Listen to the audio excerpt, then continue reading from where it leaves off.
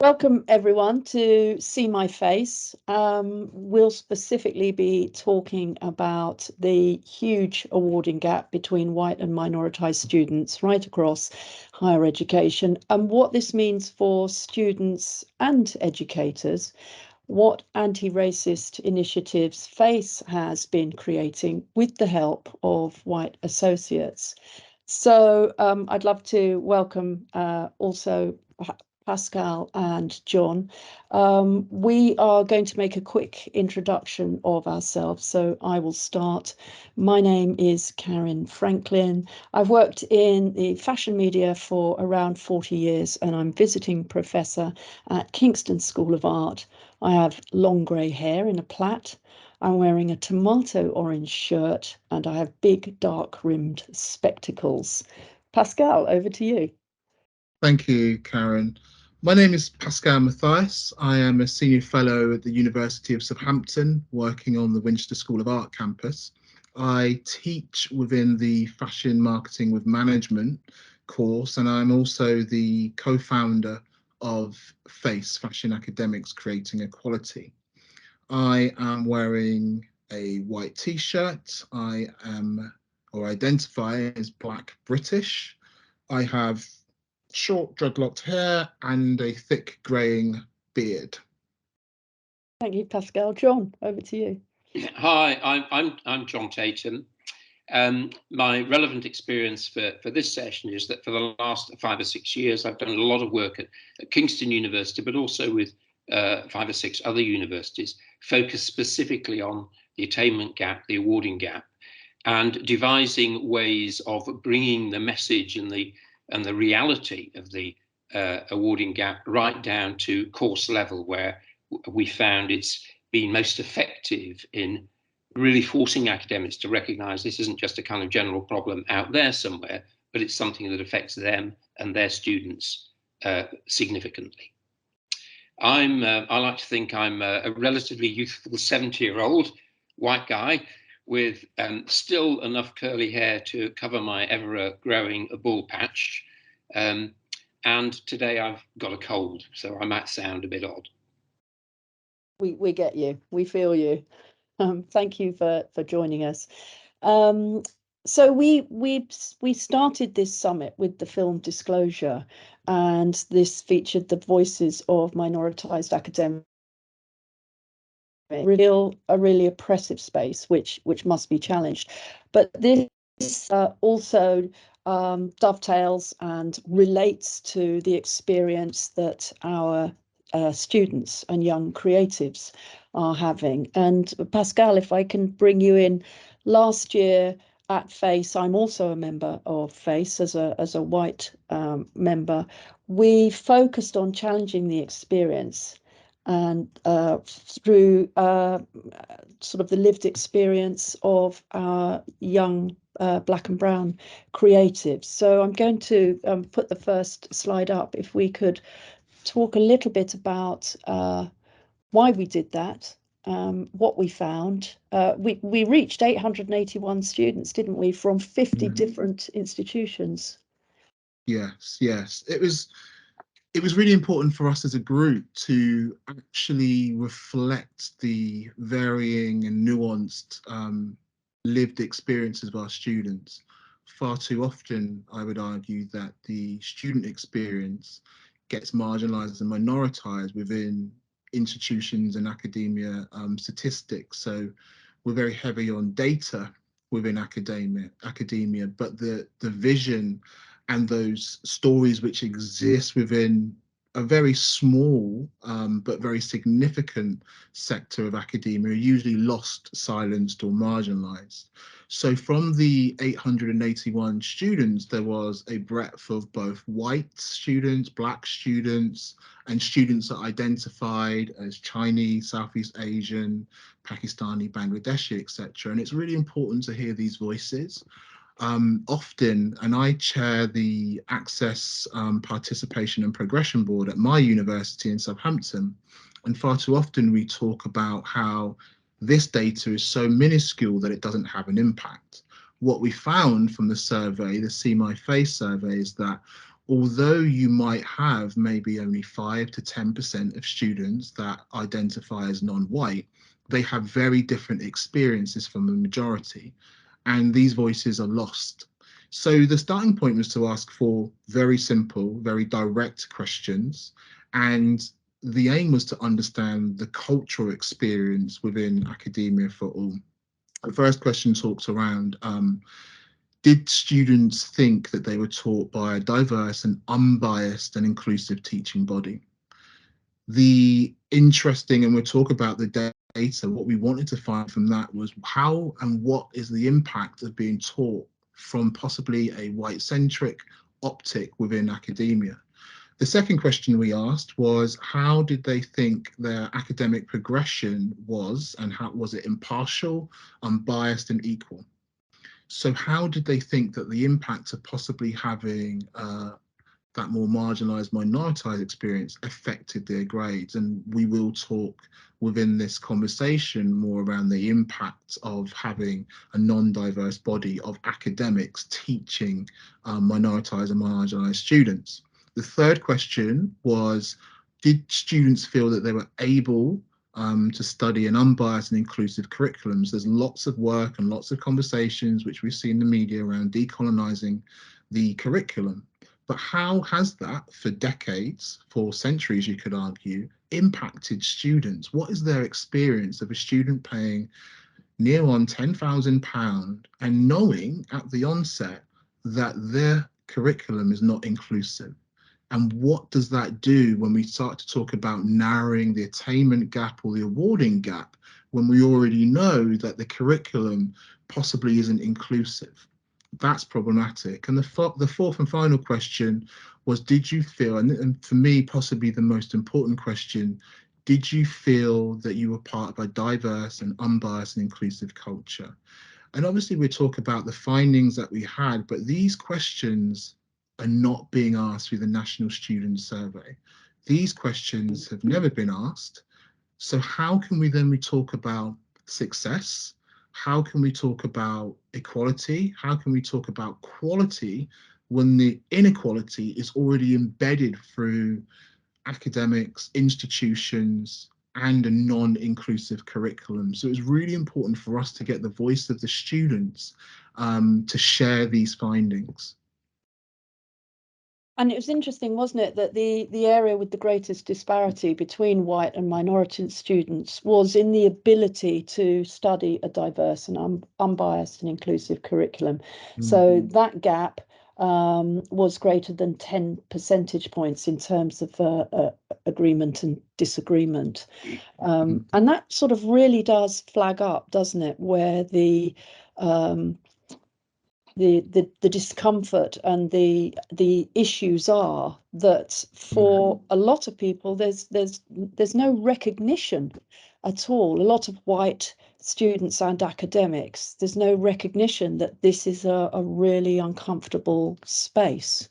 And I think that was one of the key things that, you know, when we look at the findings, that and you talk about the importance of the qualitative information, not the numbers, the outpouring of frustration and emotion, and the psychological trauma that is possible to read. And for everyone tuning in, this is a study that can be downloaded from the We Are Face website, and it's under resources. It says "See My Face." So, Pascal, would you like to speak to the findings? Yeah. So, you know, the biggest gap, is like you said, was through the satisfaction. Question 3, people being able to study a diverse and unbiased and inclusive curriculum. That was where the widest gap in terms of white and black students, the disparity there.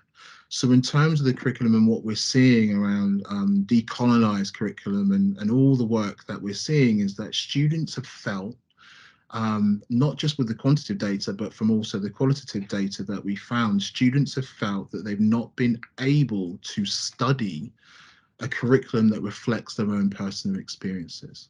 So imagine that student that is going into any institution paying exactly the same, but not seeing themselves reflected. You're already behind in terms of the race, in terms of what you can study, but also how the curriculum is structured. So if you have a curriculum that is structured, which is biased, I would argue, then it becomes very difficult. So the attainment gap and the awarding gap will be there already.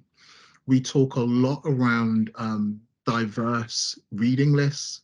We talk around intersectionality within curriculum, but it's not been embedded. And what I would argue is why not?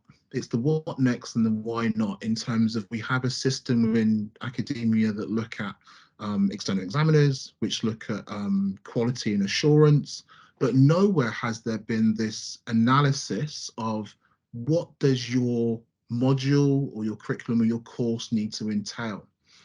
But mostly the work is done of looking at data and thinking, oh yes, there's an awarding gap, there's an attainment gap between black and white. And although we're talking about race here, there's also the intersectionality of gender. There's also the intersectionality of age, care leavers, people with a declared mental health. So when you start to compress this, you see the gap widen. And it's one of the only areas where there has been some work where some of the gaps, awarding gaps between mental health, declared mental health and non-declared mental health have narrowed. In terms of white and black, that gap has increased. And what we see is that within the pandemic 2020, that gap for my university narrowed or stagnated slightly. But that was possibly because of the democratization of how students were assessed. But when we've gone back 2021, the data suggests that then that has grown again. So the findings are really, really interesting from black to white, where you see actually white students more often say that they feel part of a culture within university, but people that identify as non-white do not see themselves as a part of the culture. And if that's the starting point, if you do not feel reflected, if you do not feel welcome, if you do not feel recognized, then that emotional and the trauma surrounding that will impact you emotionally, economically, etc., within how you work within an academic system. And I think one final thing I'd like to say, this is not new. This is not something that we conducted this survey very, very quickly. Within 1 year, faces a very new organisation since 2020. And what I would question is the immediacy from a quality and assurance point of view in terms of understanding the nuances between white and black students. It's not been there. We've pressed for this. I think universities doing very good work, but I think there's still a lack of immediacy that is impacting students each and every day. And I think that although it's good work that has been done, it's possibly conciliatory because it's not doing the current students that are paying and looking to attain high grades first or 2-1s. It's not really helping them, and that's problematic. John, before we bring in your slides to talk specifically about your findings, I wonder if you also want to comment on our findings. Just breaking them down. I want to back them up. There's quite a lot of other research now. There's a big study done by King's College looking at all the academic studies to what was behind the attainment gap, the awarding gap. And as you've said, a key issue was about the curriculum. The curriculum didn't feel like it talked to their experience, minoritized students' experience. Secondly, that they as Pascal has said, didn't have had a different sense of belonging to that institution. It felt much more alien to them than to the white students. And thirdly, that they had different relationships with staff in the institution. And as I think you've said, these are things that staff and other white staff and white students are just not aware of. This is not obvious unless you kind of think about it and probe and you listen to the experiences you've said of those minoritized students. You think, well, this is just a normal university, a normal course. what's the big deal? But once you talk to students, as you've done, you realise their experience of that institution and its courses is very different. And, you know, I'm going to go on to say that there's a major impact of that. Yeah. I mean, I'd like to say, you know, when I read some of the findings, they were quite heartbreaking. And, you know, when we began looking at, first of all, how we racialize blackness, how we racialize whiteness, most of us who are white, and I did it at the beginning, I didn't include my race identity, but most of the white students, when asked to comment on their race, kind of put NA, like nothing to say. Whereas for minoritized students, there was just a huge outpouring of race associated with struggle. And then, you know, we moved to the knowledge curated through a white lens, and there was a lot of fear for students of color, racially diverse students, because straight away they felt, I'm not being understood. The work I'm doing is not being understood. We don't have a kind of a collaborative exchange, and therefore I'm fearful of how this impacts on my grade. And that fear wasn't there for the white students. And that feeling of being the only person in the room who could explain why something was problematic. Black and brown students often felt that they were the ones that had to explain issues of appropriation, issues of microaggression, and that suddenly it was all on them, and the room was focused on them to educate not just their peers, but the educator in the room. Which, you know, again, coming back to the film Disclosure, really does speak to the lack of black and brown academics for minoritized students to make an authentic association with. And then, Pascal, I'm sure you must have been as deeply concerned as I was to read of the observed behaviours of white teachers and white students unchecked by the system. It's really interesting, Caryn, because I've just come off the back of a lecture where my students, level 1 students, level 4 students, first year students, have just come in, and we are all looking at Black influenced, Black owned brands. They, one of the comments was, oh, I didn't realize that the course would be so political. I didn't realize that actually, you know, we would be talking about these issues. And my question and this was from a white student who's a fantastic student, and I said, what do you mean by political? And they said about talking about race and talking about optics. And I said, would you have thought about race and optics if we were looking at Eurocentric luxury brands like Gucci or Burberry or Balenciaga, for example? And she said, no, I wouldn't. And the point is that myself as a Black academic or an academic will have to force the issue of looking through another lens, because my argument is, if you were going to enter a global fashion economy without knowledge of diversity, inclusion, belonging, then how are we preparing our students? How is academia preparing our students to be more inclusive?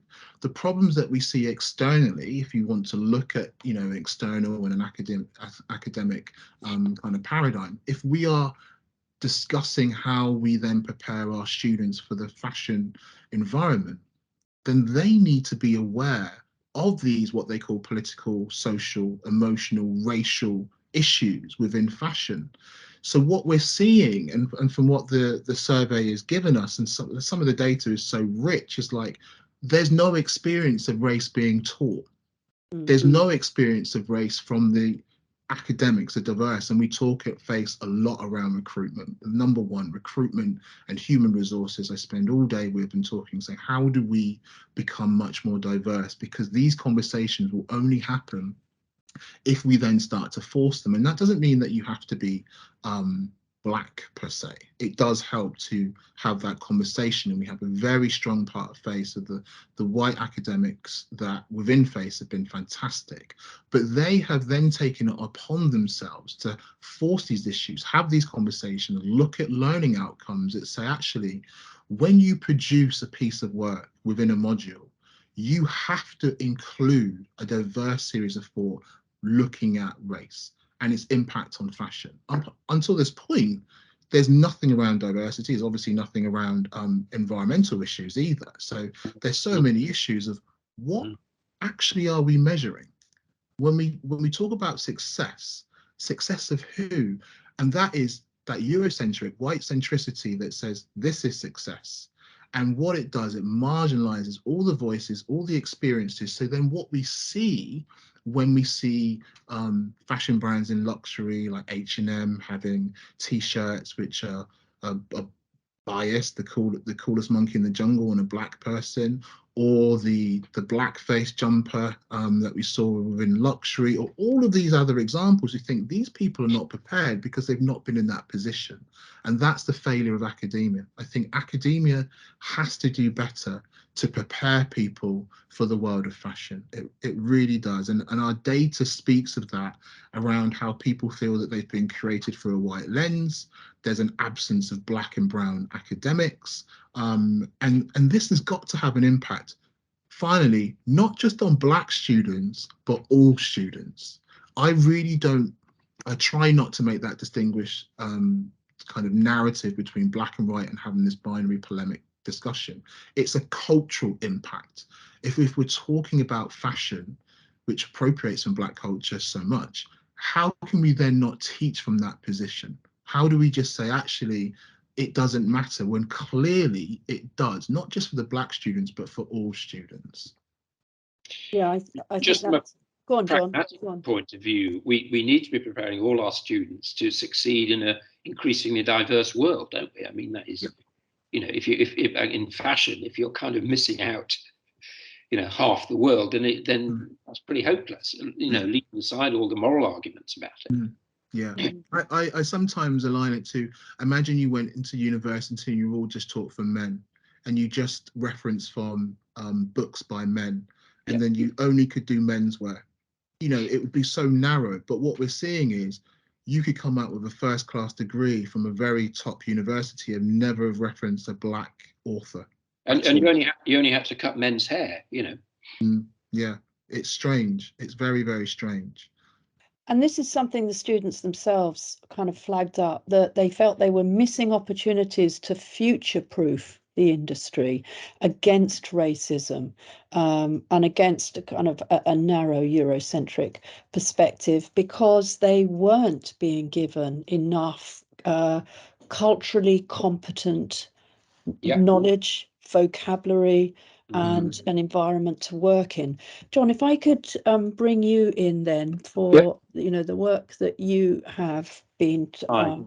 Thank you. Talk us through it. I mean, you know, what we've been talking about, as Pascal's already said, has a direct impact on people's academic success, a very big impact. So I'm just going to give a bit more data behind that, reinforcing it.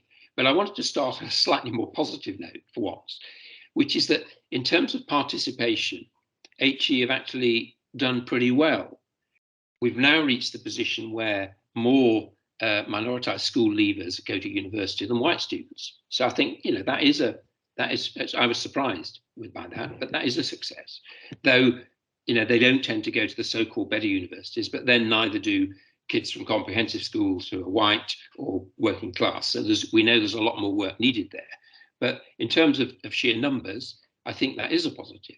However, what isn't a positive, of course, is what happens to them when they get to university.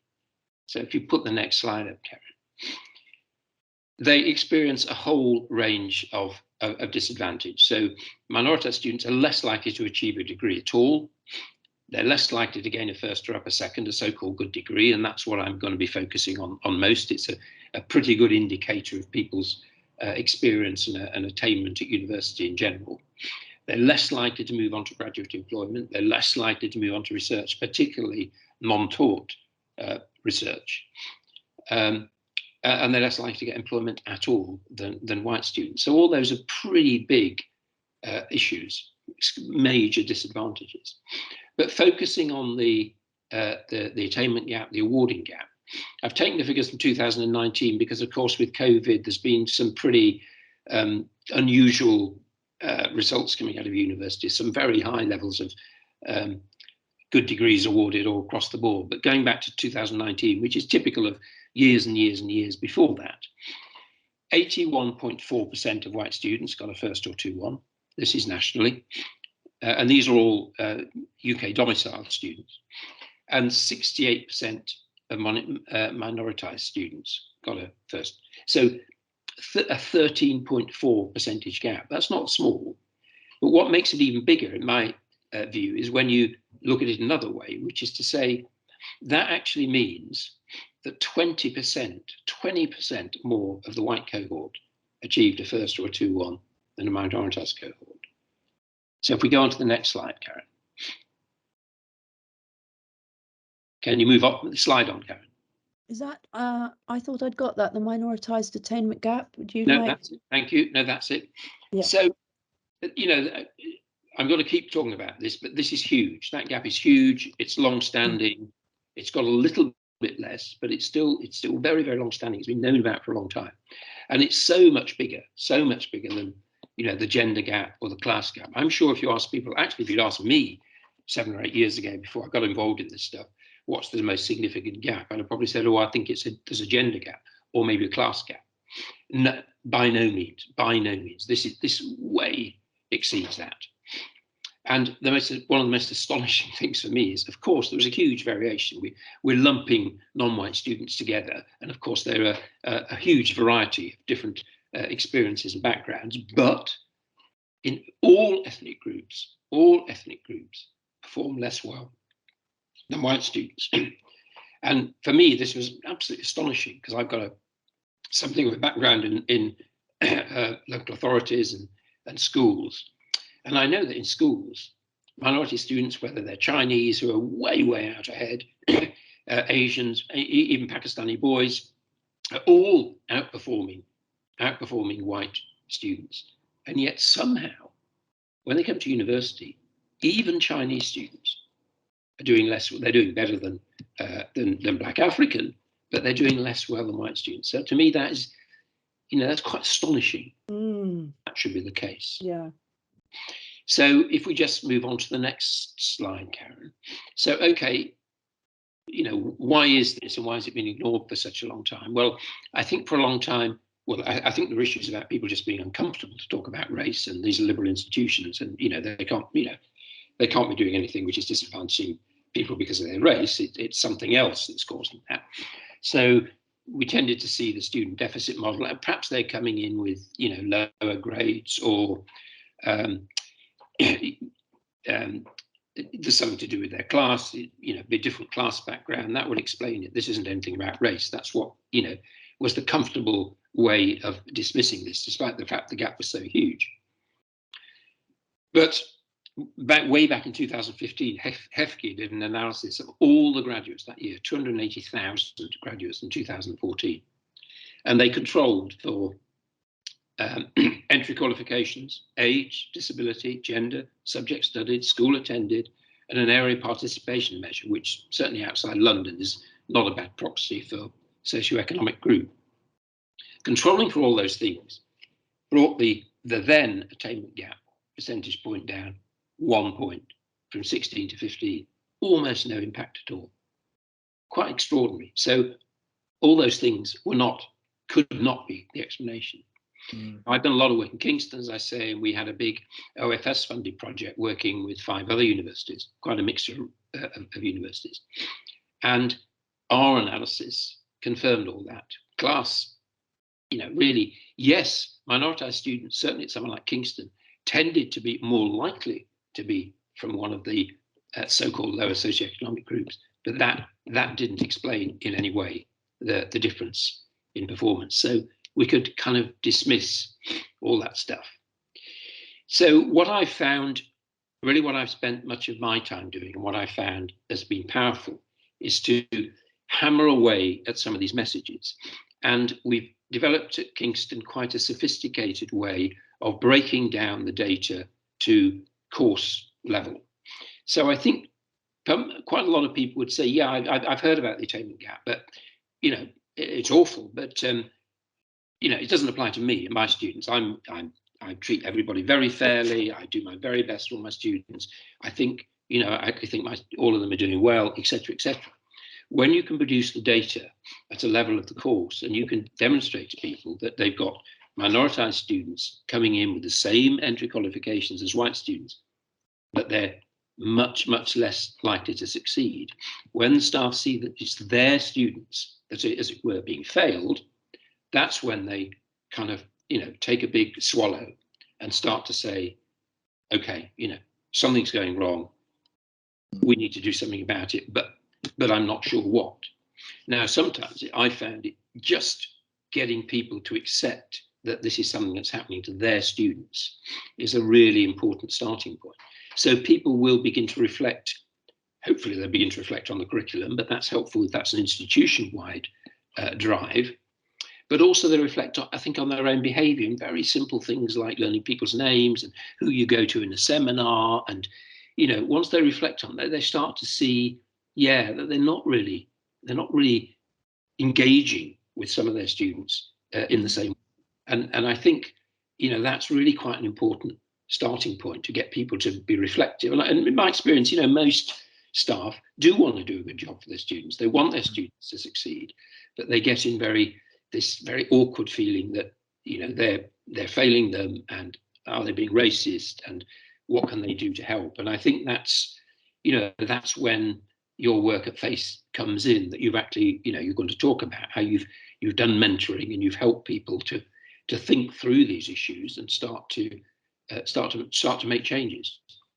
I would say that at Kingston we did reduce the gap, percentage point gap, from 29, which was absolutely appalling, to 11 during my time there. Okay, still pretty bad, but it did feel that the work on both an inclusive curriculum and, as I say, on just getting people to think about the way they were assessing students, and whether that could be done in a different way, which was just as rigorous but gave people more choice, how they were treating students. If somebody didn't turn up to a tutor, rather than saying, well, that's convenient, it gives me a day off, actually being prepared to pursue that and address why that might be happening.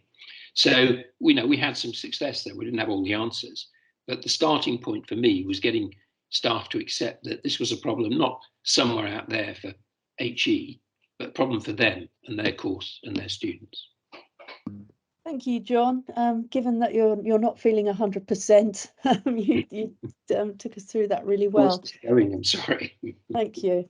And that sort of therein sort of speaks to the power of FACE. And I think to pick up on your point, you know, as sort of a white person in the system, we do prioritise perhaps our own exceptionalism. Well, that can't possibly be me.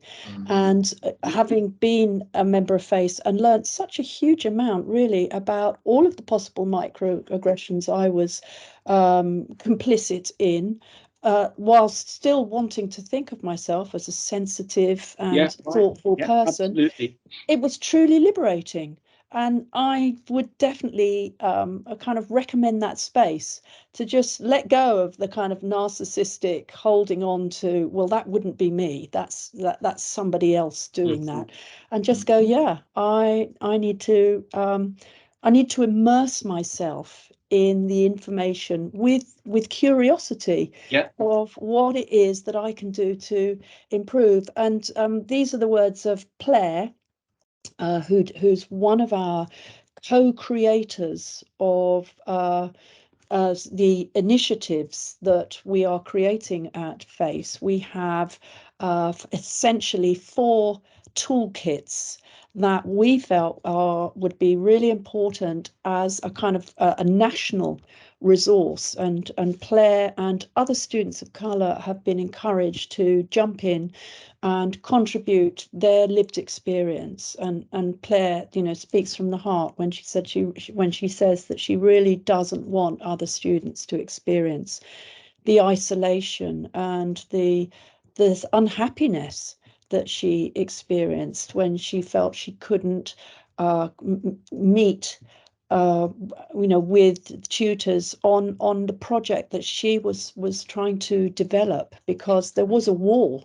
There was a white Eurocentric wall, and you know, bringing that down is a big part of the work that we're doing at FACE. I'm just going to Can I just say, I think at Kingston we've made a lot of use of student curriculum advisors working with missing willing staff, and that's been, you know, really positive move for everybody involved.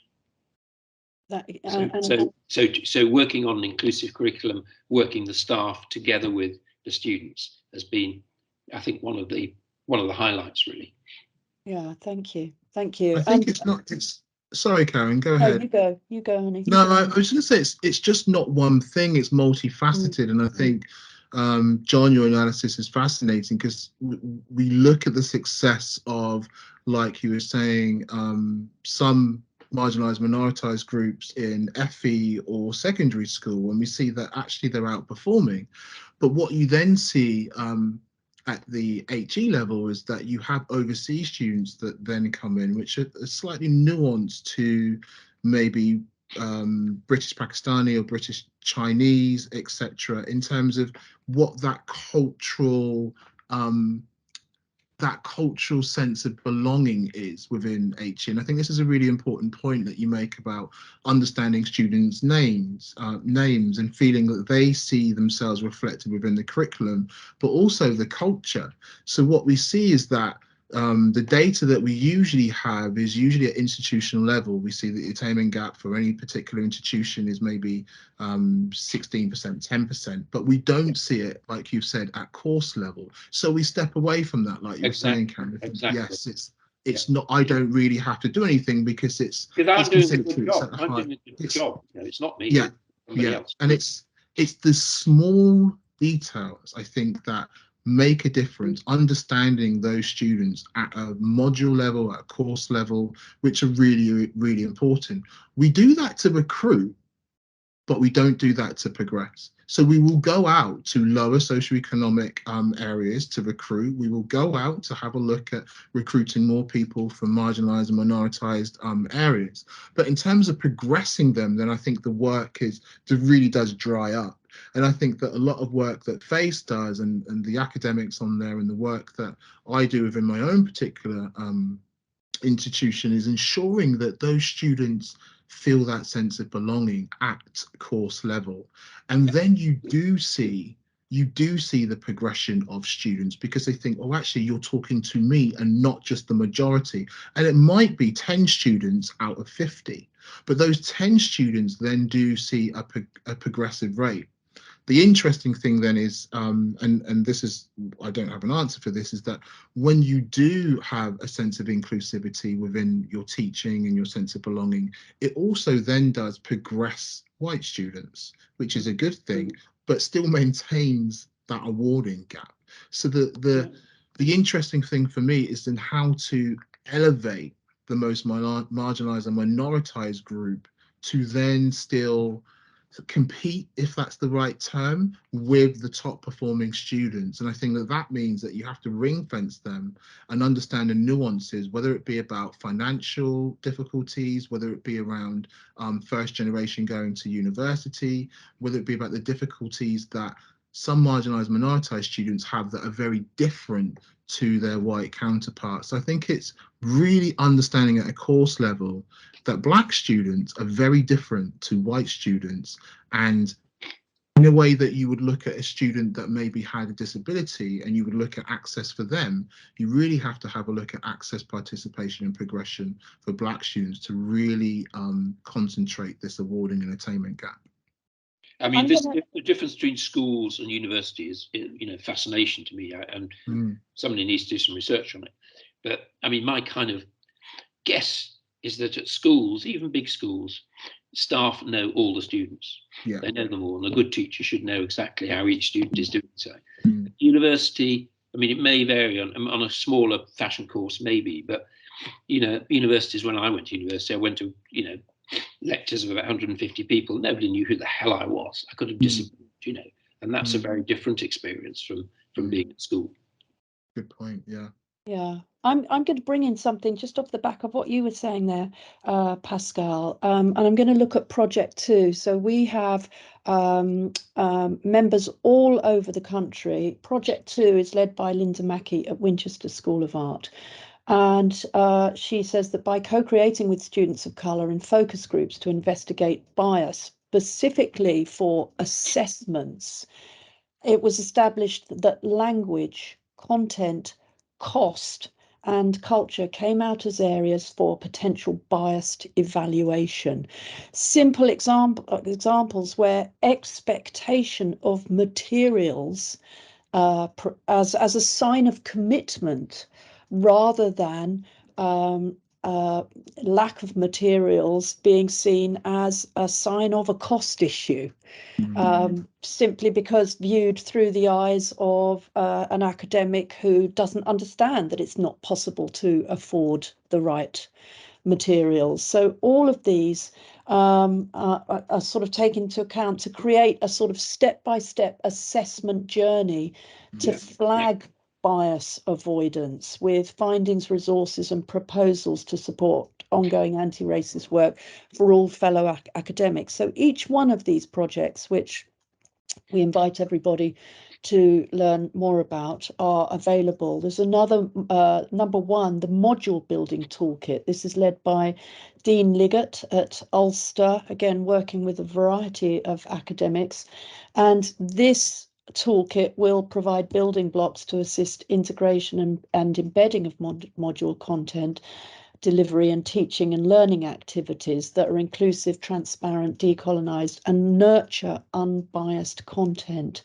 And again, it's coming back to that recognition that as white academics, and of course we could be talking in a different perhaps identity sphere, that if we were coming from an able-bodied space and recognizing that different needs we needed again to understand. We provide the same steps for everybody, don't we? Yes, absolutely. But it is starting at that point for those of us who are perhaps recognizing our lack of cultural competency, our race deficit knowledge, to be able to move into a space going, yes, of course I'm bringing bias. Why wouldn't I? Because all of my learning, going back to my days of coming through academia, that was underpinned by white European referencing, resourcing, process. And so that space, I think, where we're all ready to move in a much more curious way towards the work of the co-creating with students is so vital. I mean, bias in assessment certainly, is an issue to be addressed, but also it's worth doing some analysis on what forms of assessment, which are equal in terms of, academic rigor, which forms of assessment do certain groups of students do better at. And it's a case for saying, well, let's, and sometimes this is about giving students more choice as to what their project would be, for example, rather than specifying. So we did quite a lot of analysis in terms of ethnicity against outcomes on some methods of assessment. That was useful. And I think it was Derby who did some quite interesting work, had a project which was to say they'd found that often students, they'd be set an assessment and did you understand that? Everybody would nod and go away. And then about 2 days before it was due in, somebody would ring up and say, I don't really understand this. And by then it was too late. And there was a feeling that it might be particularly some of the non-white students who were kind of reluctant in the class to put up their hand and say, actually, I don't really know what you're talking about. Can you explain further? So they did a project to set the project, send students away, get them all to come back and explain what their understanding of that project was. So that kind of, they got to the bottom of that before they were sent away to actually work on it. And that was I thought quite a clever and simple thing to do. And obviously a benefit to all students. And I think you were saying, Pascal, it's quite, often these initiatives can benefit all students. Yeah, it's a really good point, John, because I do that myself by using technology. I use a platform called Slido, which is anonymous, so that anonymity is really important for students not to feel othered within the classroom. Yeah. So what I have seen is that students will build my tutorial sessions by saying, I ask 3 questions. What did you totally understand? What didn't you understand? And what would you like further explanation on?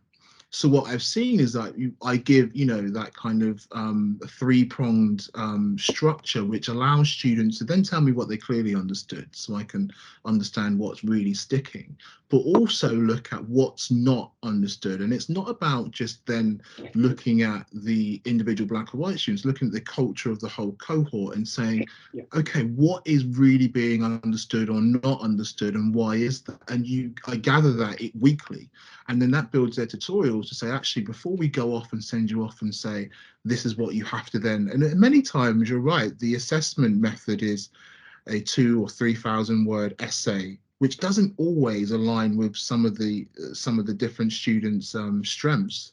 So I make sure that I'm looking at a kind of module level, that what is being understood. And I think sometimes that is missed, especially through the lens of fashion as well. It's kind of, will you understand this culturally, emotionally? And we had a great debate just today, around lots of what's been happening around the news and Kanye West. And the discussion was so varied. The discussion was so interesting, and understanding how do you see things through different lenses? And it's really, really powerful to understand that there's different views in the room, and to acknowledge and accept that is powerful, and empowers the students, I think, to hear their voice and say, actually, as a black person, I think this, but as a white person, I think this. And that's a richness you need to draw on, isn't it? That's a richness you should benefit from.